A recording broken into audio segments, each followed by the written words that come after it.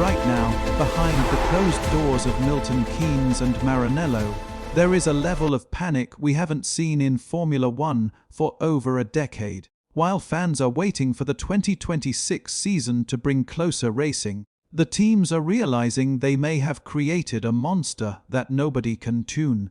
We've been told the 2026 cars will be greener and more agile.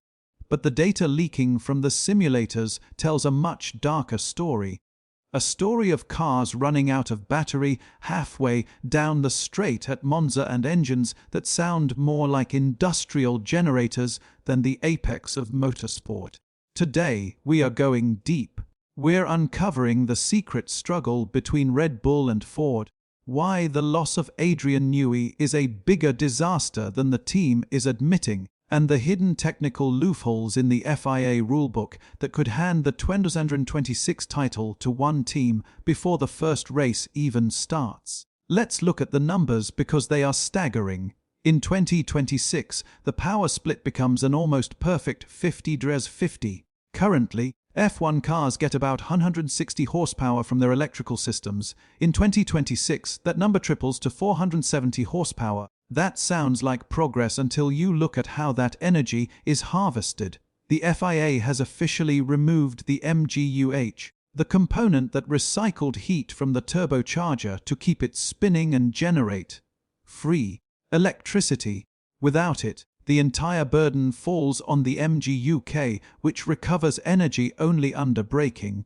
But here is the problem on high-speed tracks like Spa, Monza, or the Las Vegas Strip. There simply isn't enough braking time to charge a battery that powerful. This has led to the clipping nightmare. Engineers are predicting that cars will have to burn fuel on the straights just to act as a generator for the battery, a process called superclipping, or worse. Drivers might have to downshift on a straight just to keep the electrical systems from shutting down. We are looking at a future where a driver leading a race could suddenly lose 400 horsepower because their state of charge hit zero. It's not just a rule change, it's a total reimagining of how a race is won, shifting the focus from the right foot of the driver to the complex engine maps and software scripts designed by Silicon Valley engineers. This brings us to the biggest gamble in the history of the sport, Red Bull powertrains. For the first time since they entered F1 in 2005, Red Bull is building their own engine from the ground up. They aren't relying on Honda or Renault. They are partnered with Ford to build a power unit in a brand new facility in Milton Keynes. While Ford is bringing massive resources in battery cell technology and simulation, they are fighting a decades-long experience gap against titans like Mercedes and Ferrari. Recent reports suggest that while initial bench tests of the 2026 unit have begun, internal sources at Milton Keynes have described the challenge as monumental. The rumor mill in the paddock is whispering that the Red Bull Ford unit is struggling with the transition from simulation to reality. In the 2026 era, if your battery runs too hot, your power deployment drops. If your engine is even 5 kilograms over the limit, you are losing tenths of a second every single lap. There is a very real fear that the dominant force of the early 2020s could fall to the back of the grid simply because they underestimated the sheer complexity of the 2026 electrical architecture without the safety net of an experienced manufacturer like Honda. But there's a hidden controversy brewing that could change everything: the manual override mode. The FIA has introduced a new system to replace DRS, which is essentially a push-to-pass button. While the lead car's energy deployment tapers off after 290 km per hour, the chasing car can keep that 470 horsepower boost all the way up to 337 km per hour. This is designed to create more overtaking, but it also creates a massive strategic loophole.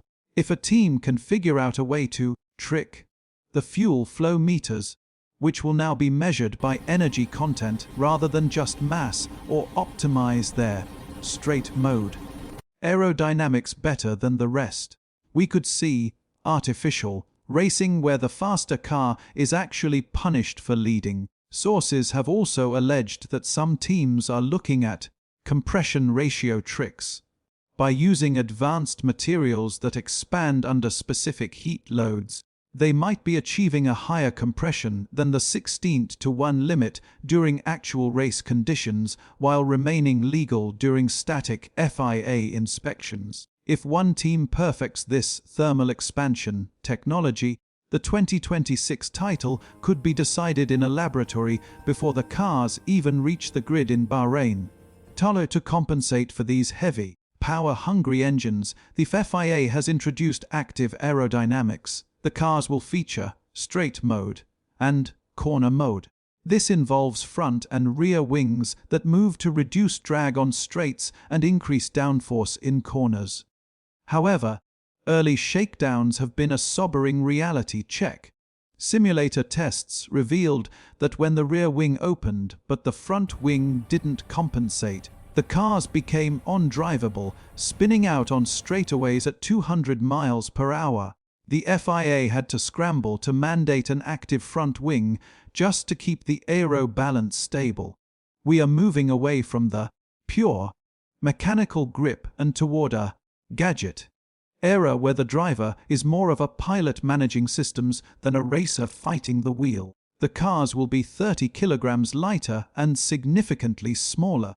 But the complexity of the software needed to coordinate the wings with the engine's power delivery is staggering. For the fans in the UK and US who grew up on the raw, unbridled power of the V10 and V8 eras, this shift toward software-defined racing is a polarizing change that could lead to the most unpredictable grid shake-up in 60 years.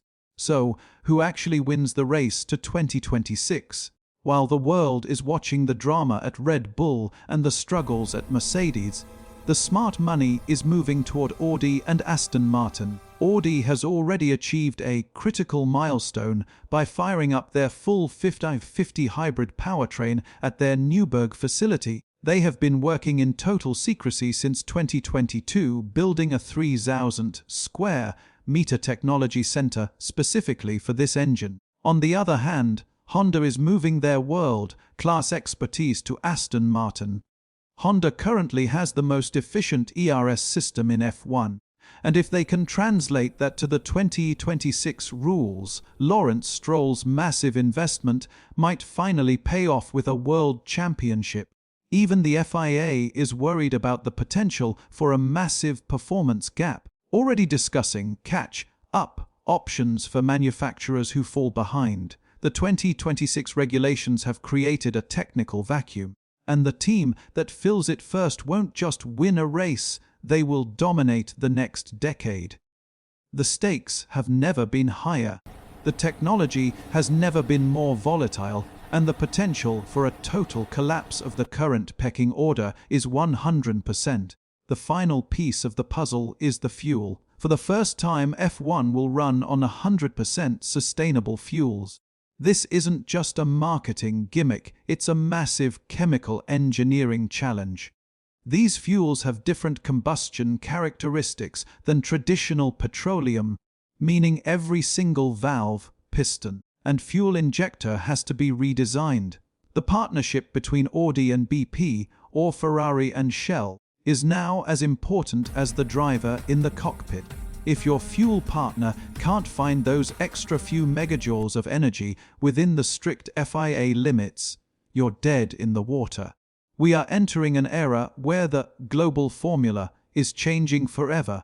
The apex of motorsport is no longer just about who can drive the fastest, it's about who can master the chemistry, the software, and the electricity better than anyone else. This is the 2026 revolution, and by the time the lights go out in Melbourne, the F1 we know today will be a thing of the past.